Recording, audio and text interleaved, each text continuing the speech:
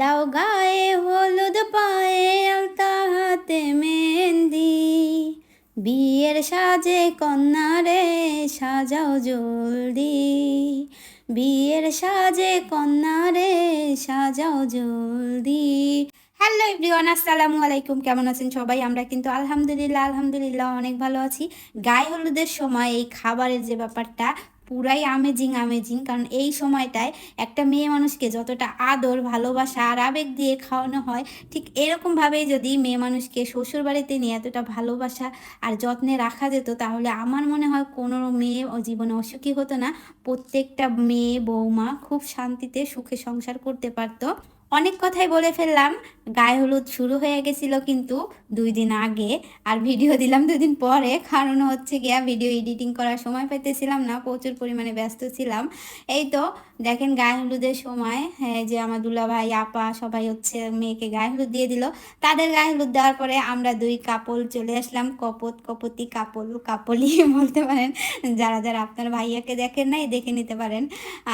এই তো আমাদের পরে চলে আসলো আমার ভাবি আর মেঘলা। তারা দুইজনই, তা মানে আমার ভাবির হাজবেন্ড তো হচ্ছে আমার ভাইয়ের তো দেশের বাইরে থাকে, তাই মেঘলাকেই তার পার্টনার করে নিয়ে আসছে। হ্যাঁ, তো এই তো গায়ে হলুদের পর্ব শেষ করে এই তো নাচের অনুষ্ঠান শুরু হয়ে গেছে। অবশ্য সবাই অনেকেই গায়ে হলুদ দিয়েছে, এত মানুষের গায়ে হলুদের ভিডিও করা তো আর পসিবল না। আর পসিবল থাকলেও সবার ভিডিও কিন্তু পাবলিশ করা ঠিক না, সবার একটি পার্সোনালিটি আছে। তাই দেখেন গায়ে হলুদের পর্ব শেষ করে সবাই কিন্তু নাচানাচি শুরু করে দিছে। এই যে দেখেন আমাদের কিউট মেঘলা, আমার ছোট্ট বোনটা কত সুন্দর করে নাচতেছে।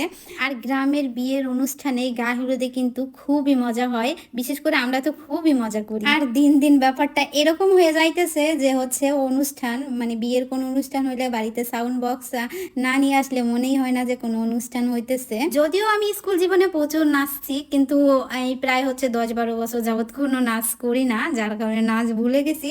এই নাচটা ছিল আমাদের 2 বোনের একটি অপ্রস্তুতকৃত নাচ, মানে দুইজনের কোনো প্রস্তুত ছিল না। তারপরও যেরকম পারছি ওরকম মানুষের মন রক্ষা করছি, কারণ সবাই অনেক রিকোয়েস্ট করছিল আমাদের একটা নাচ দেখবে। আর আমার বোন এখন রানিং এর উপরে আছে, নাচের উপরেই, কারণ স্কুলে ও মাঝে মধ্যেই নাচের অনুষ্ঠানে নাম দেয়, যার কারণে ওর কোনো সমস্যা হইতেছে না, কারণ ও অনেক সুন্দর করে নাচতে পারে। তো এই তো আমাদের 2 বোনের নাচটা কেমন হয়েছে অবশ্যই কমেন্ট করে দিয়েন, যদি ভালো লেগে থাকে অবশ্যই লাইক কমেন্ট করে দিয়েন। তারপরে আমাদের নাচটা শেষ করে এই তো নতুন বউকে ধরে নিয়ে আসলাম ওকে নাচ করানোর জন্য। ও অনেক সুন্দর নাচতে পারে, যদিও এখন একটু লজ্জা পাচ্ছে, যার কারণে আবার চলে গেল। তো দেখেন এদিকে আবার সেই 3 রমণী কিন্তু অনেক সুন্দর নাচতেছে। নাচ কিন্তু সুন্দর হচ্ছে, যদি গান দিতাম তাহলে বুঝতে পারতেন কত সুন্দর নাচতেছিল। নান্টু ঘটকের কথা শুইনা অল্প বয়সে করলাম বিয়া, নান্টু ঘটকের কথা শুনা অল্প বয়সে করলাম বিয়া, পলাতো নয় সে আগুনেরই গোলা রে, পলাতো নয় এখান আগুনেরই গোলা, পলাতো নয় এখান আগুনেরই গোলা রে, পলাতো নয় এখান আগুনেরই গোলা। আসলে এই গানটাই আমরা নাচতেছিলাম, সবাই মিলে একটু মজা করতেছিলাম। শুধু যে আমরা মেয়েরাই নাচছি ব্যাপারটা কিন্তু এরকম না, ছেলেরাও নাচছে, কিন্তু এখন ছেলেদের নাচ দেখাইতে গেলে ভিডিও আরো অনেক বড় হয়ে যাবে, যার কারণে শুধু মেয়েদের নাচটাই দিলাম। এই তো আমরা সবাই মিলে অনেকটা মজা করলাম, আর অনেকটা হই হুল্লোড় করলাম, অনেকটা নাচানাচি করলাম, আর অনেকটা খাওয়া দাওয়া করলাম। মানে গায়ে হলুদের সময় খাবারের যে ব্যাপারটা, শুধু যে গায়ে হলুদেই খাবার দাবার এরকম কিন্তু না, বিয়ে বলতেই শুধু খাওন আর খাওন।